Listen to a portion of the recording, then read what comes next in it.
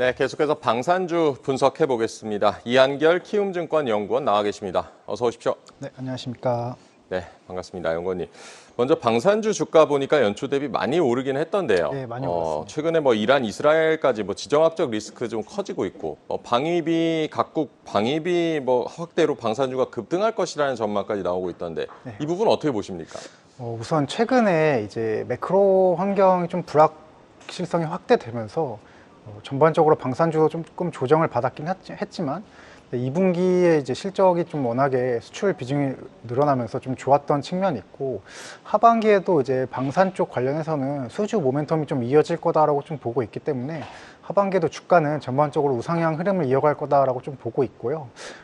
앞서 말씀드렸듯이 이제 이란, 이스라엘 분쟁이라든지 그런 이제 글로벌 지정학적 리스크는 좀 계속되고 있다 보니까 글로벌 이제 각 국가들의 군비 지출이 좀 계속 늘어나고 있는 상황이고, 그런 상황에서 이제 K 방산에 대한 수요는 계속 좀 지속이 될 거다라고 좀 보고 있어서 업황 호조는 당분간은 좀 이어질 거다 이렇게 좀 판단을 하고 있습니다. 네, 하반기 업황 계속 긍정적으로 보고 계시고, 국내 5곳 방산 기업의 상반기 영업이익 9천억 원 수준, 거의 1조 원에 달했는데요. 올해 처음으로 연간으로 2조 원 넘길 것이냐, 이 부분에 좀 관심이 집중되고 있는 것 같아요. 연구원님 어떻게 보십니까?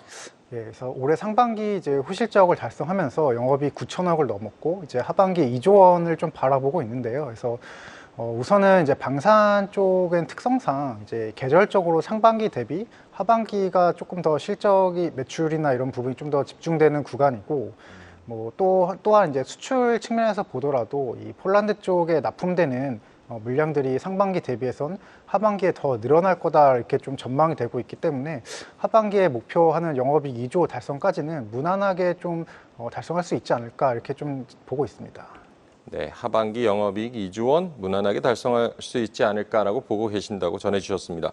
그 정도로 실적이 받쳐주고 있다고 봐야겠고, 개별 기업들 얘기 좀 해보겠습니다. 방산주 일단 탑픽으로는 현대로템 꼽고 계시는데 2분기 최대 실적 달성을 했습니다. 2분기 어닝 서프라이즈 배경은 뭐라고 보셨습니까? 네, 우선 2분기에 이제 일회성으로 이제 국내 사업 정산이 이제 이익이 한 110억 정도 가량 잡혔는데, 그 부분을 제외하고 보더라도 이제 어닝 서프라이즈가 나왔습니다. 그래서 결국 이 이제 실적이 잘 나왔던 배경에는 폴란드 쪽에 대한 수출 물량이 증가했던 부분이 좀 가장 크다라고 보고 있고요. 그래서 1분기 대비해서도 수출 매출이 2배 가까이 증가하면서 그 부분이 좀 큰 영향을 미쳤다 이렇게 좀 보고 있고, 또 이제 최근에 이런 방산 쪽에 전반적으로 국내 사업에 대한 수익성도 지금 원가 제도가 조금 개선이 되면서 전반적으로 상승한 부분이 좀 긍정적인 영향을 미쳤다 이렇게 좀 보고 있습니다. 그 외에 이제 레일 솔루션 사업부라든지 이제 에코플랜트 사업 부문 같은 경우에는 이제 견조한 수준의 좀 실적을 달성했고, 최근에 이런 호실적의 배경에는 방산 쪽이 좀 주요했다 이렇게 좀 판단을 하고 있습니다. 네, 현대로템의 2분기 어닝 서프라이즈, 방산 쪽의 실적이 큰 긍정적인 영향을 줬다. 연구원님께서는 현대로템의 하반기 실적도 또 좋게 보고 계시던데요. 어떤 부분 좀 긍정적으로 보고 계십니까? 네, 우선은 이제 하반기에도 마찬가지로 디펜스 쪽 부문에서 이제 폴란드 쪽의 수출 물량, 이제 수출 비중이 늘어날 거다 이렇게 좀 보고 있고요. 그래서 우선은 이제 폴란드 쪽 납품 계획이 잘 알려진 듯이 올해 56대, 내년도에 96대 이렇게 납품될 거다라고 좀 알려져 있는데, 지금 현재 이제 현대로템의 매출 인식 구조상 이제 매출 인식되는 부분이 폴란드 쪽 같은 경우에는 이제 K2 전차가 인도되는 시점이 아니라 이제 매출이 생산하는 과정에서 이제 진행률로 인식이 되기 때문에, 또 폴란드 K2 전차 같은 경우에 생산 과정이 한 1년 정도 소요가 됩니다. 그래서 그러다 보니 내년도 납품 물량을 맞추기 위해서는 올해 하반기에도 어느 정도 생산이 될 거다 이렇게 좀 보고 있고요. 그런 측면에서 하반기 실적도 계속해서 이제 폴란드 쪽 비중이 올라가면서 성장세가 좀 이어질 거다 이렇게 좀 보고 있는 상황입니다. 현대로템 폴란드양 K2 전차의 그 수출이 실적에 계속 반영되고 있다. 하반기에도 긍정적으로 영향을 줄 것이다라고 분석을 해주셨는데, 현대로템 방산도 있지만 아까 말씀하신 대로 철도 부분도 있고 레일 솔루션 부분이 하반기에 부진한 실적이 예상된다라고 보셨던데, 이 부분은 어떻게 보십니까? 네, 우선 레일 솔루션 부분 같은 경우는 이제 수주 시점 이후 한 2년 정도의 생산 과정을 거쳐서 2년 후에 이제 철도 차량을 납품하는 시기에 가장 좀 매출이 많이 인식된다 이렇게 좀 봐주시면 될 것 같습니다. 그래서 올해 매출은 이제 21년도, 22년도 수주의 성과가 좀 주요하다라고 봐야 되는데 21년도, 22년도는 수주가 좀 부진했다 보니 올해는 전반적으로 이제 레일 솔루션 매출이 좀 부진할 수밖에 없는 기간이고 하반기에도 이제 상반기와 마찬가지로 이 같은 흐름은 좀 지속될 것이라고 좀 보고 있습니다. 그래서 그런 측면에서 이제 레일 솔루션은 올해 하반기까지는 좀 부진하지만 이제 23년도부터는 좀 수주가 턴어라운드 했기 때문에 내년도, 내후년도에는 레일 솔루션도 이제 어느 정도 실적에 반등이 나올 거다 이렇게 좀 전망을 하고 있는 상황입니다. 네, 현대로템 레일 솔루션 부분은 지금 부진하지만 디펜스, 방산 쪽이 계속 실적을 이끌어간다라고 보시면 될 것 같습니다. 방산주 중에서 또 한화 에어로스페이스 주가가 올해 특히 많이 올랐던데요. 2분기 실적도 잘 나왔습니다. 한화 에어로스페이스 하반기는 어떻게 보고 계십니까? 네, 에어로스페이스 하반기도 이제 전반적으로 앞서 설명했던 그림과 유사하게 이 폴란드 쪽의 매출 이제 폴란드 쪽으로 인도되는 K9과 천무 물량이 증가하면서 하반기에도 좋은 실적 흐름을 보여줄 거다 이렇게 좀 예상을 하고 있는 상황이고요. 또 에어로스페이스도 마찬가지로 이제 국내 쪽의 이런 양산 사업들의 수익성이 좀 좋아지고 있는 구간이라고 좀 보고 있어서 이런 부분도 하반기에 이제 국내 양산 물량들이 좀 잡힐 걸로 예정이 되어 있다 보니 전반적으로 하반기는 결국 디펜스 쪽의 수익성이 계속 좀 개선이 되면서 이제 그런 부분이 좀 크게 실적을 이끌어 갈 거다 이렇게 좀 보고 있고요. 이제 올해 뭐 연간 이제 에어로스페이스 같은 경우는 K9 60문, 천무 30대 이렇게 인도를 하겠다, 그 이상은 인도를 하겠다라는 계획을 좀 얘기를 드렸는데 그런 부분에 대해서도 지금 아직까지 계획에서 이제 변경된 점은 없다 보니 이 부분이 이제 하반기에 반영되기 시작을 하면 하반기에도 실적 개선 모멘텀은 이어질 거다 이렇게 좀 보고 있는 상황입니다. 네. 다들 뭐 다른 방산주들과 달리 LIG 넥스원 같은 경우는 2분기 실적 보니까 예상치에 좀 못 미쳤습니다. 수주 잔고는 뭐 충분한 것으로 좀 알려져 있는데 이게 뭐 실적 반영 시차라고 좀 봐야 할지 LIG 넥스원은 어떻게 보고 계십니까?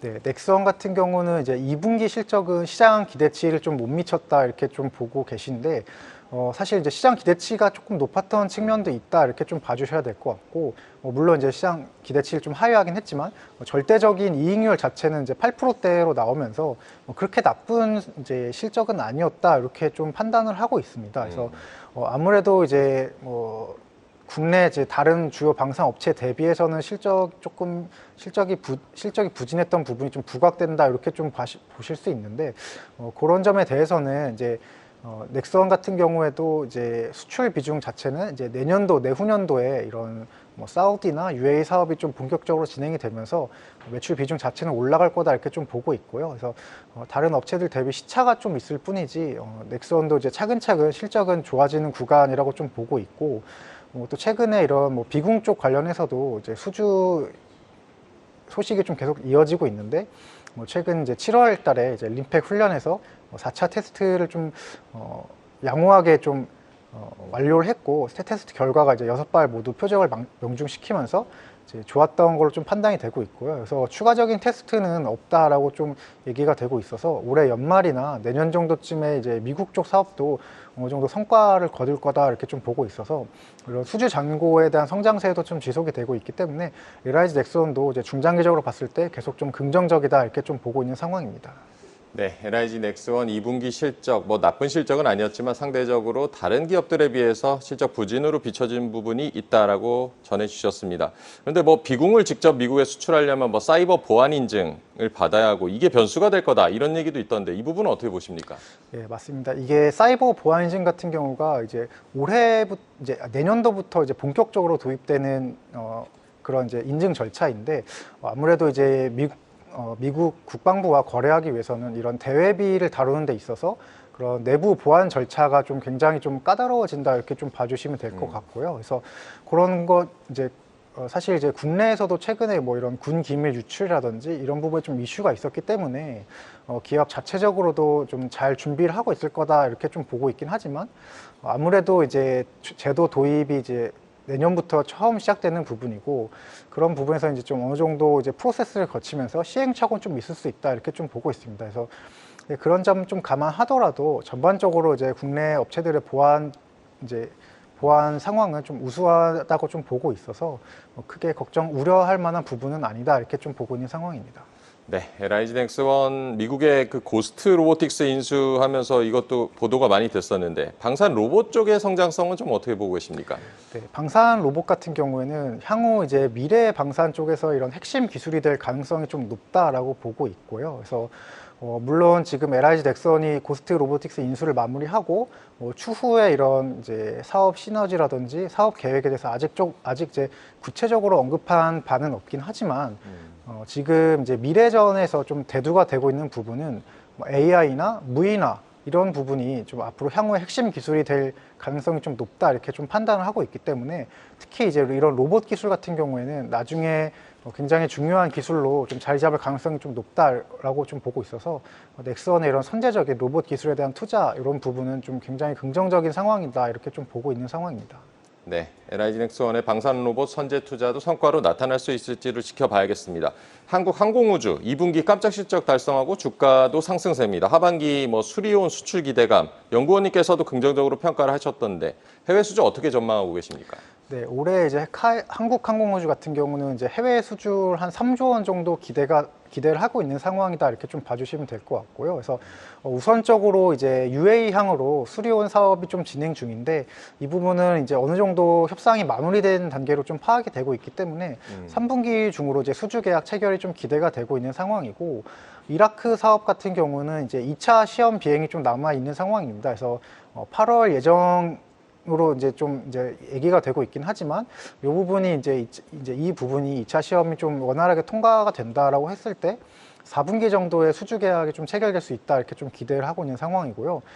이제 나머지 사업 같은 경우 이제 우즈벡 쪽으로 FA50 수출 사업이 있는데 이 부분 같은 경우에는 지금 미국의 이런 수출 승인을 좀 받아야 되는 절차가 있다 보니까 다소 시간이 좀 소요될 수 있다 이렇게 좀 보고 있고요. 그래서 빠르면 연말 정도에는 우즈벡 사업도 어느 정도 성과가 나올 거다 이렇게 좀 기대를 하고 있는 상황입니다. 네, 한국항공우주, UAE와 이라크의 수리온 수출, 그리고 우즈벡으로의 FA50 수출도 지켜봐야겠습니다. 앞으로 방산주 주가에 영향을 미칠 만한 변수, 하반기 변수가 있다면 어떤 부분 좀 꼽아야겠습니까? 네, 우선 아무래도 이제 실적과 수주가 가장 큰 이제 포인트라고 좀 보고 있고요. 실적은 이제 폴란드 쪽에 이런 노출도가 큰 업체들 위주로 개선세가 좀 지속될 거다 이렇게 보고 있고, 이제 수주 모멘텀도 각 개별 업체들의 수주 모멘텀에 따라서 그런 부분이 이제 주가에 반영될 거다라고 좀 보고 있고요.